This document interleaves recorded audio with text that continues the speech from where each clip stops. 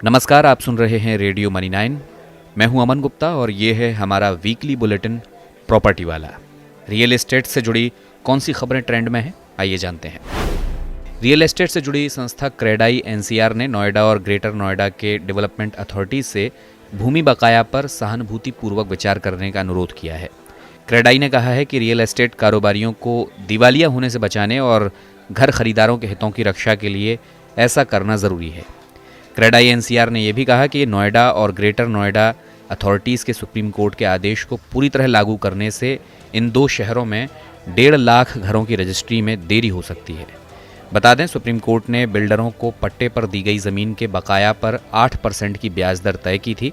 इसके बाद development authorities ने बिल्डर्स को नोटिस भेजना शुरू कर दिया है, जिसमें उन्हें भूमि आवंटन से संबंधित बाकी राशि का पेमेंट करने के लिए कहा गया है। अरावली के रायसीना हिल्स में अवैध निर्माण को हटाने का काम शुरू हो गया है। बुधवार को पहले दिन वन विभाग ने 8 एकड़ फॉरेस्ट लैंड पर बने 5 फार्म हाउस को ढहा दिया है।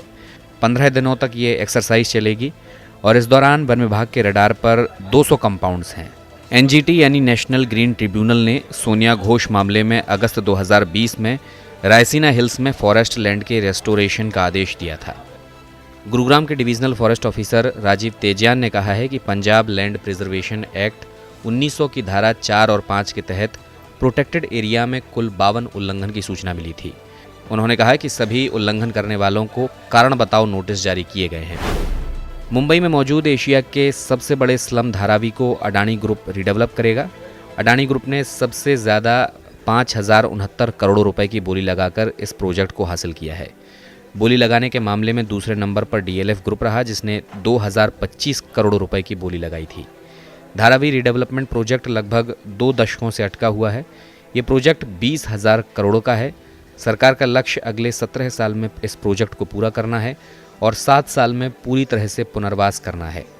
प्रोजेक्ट के तहत जो लोग 1 जनवरी 2000 से पहले धारावी में रह रहे हैं, उन्हें फ्री में पक्का मकान दिया जाएगा, जबकि जो लोग 2000 से 2011 के बीच आकर यहाँ बसे हैं, उन्हें इसके लिए कीमत चुकानी होगी।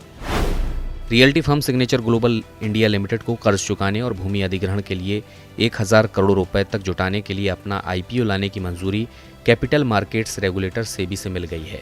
सिग्नेचर ग्लोबल, जो किफ़ायती और मिड हाउसिंग सेगमेंट पर ध्यान देता है, उसने जुलाई में अपना पहला पब्लिक इशू लॉन्च करने के लिए सेबी के पास DRHP यानी ड्राफ्ट रेड हेरिंग प्रोस्पेक्टस दायर किया था। DRHP के अनुसार आईपीओ में 750 करोड़ रुपए तक के इक्विटी शेयर्स का एक फ्रेश इशू और 250 करोड़ रुपए तक का ऑफर फॉर सेल शामिल होगा। प्रमोटर सरप्री सिक्योरिटीज़ और इंटरनेशनल फाइनेंस कॉरपोरेशन दोनों 125 करोड़ रुपए तक के इक्विटी शेयर्स बेचेंगे। देश के कई बैंकों को 34,615 करोड़ रुपए का चूना लगाने वाले दीवान हाउसिंग फाइनेंस लिमिटेड के वधावन ब्रदर्स ने धोखाधड़ी के लिए 87 सेल कंपनियां बनाई थीं। सेंट्रल ब्यूरो ऑफ इन्वेस्टिगेशन यानी सीबीआई ने हाल ही में फाइल चार्जशीट में इस बात की जानकारी दी है। इसके साथ ही दीवान हाउसिंग फाइनेंस लिमिटेड ने 2,60,000 फर्जी कर्जधारकों के आंकड़े भी दिखाए।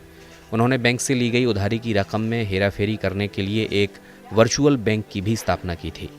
सीबीआई की चार्जशीट में यह भी कहा गया है कि कपिल और धीरज बधावन ने बैंकों से लिए गए रकम को दूसरे काम में लगाया और 63 करोड़ रुपए की 24 पेंटिंग भी खरीदी।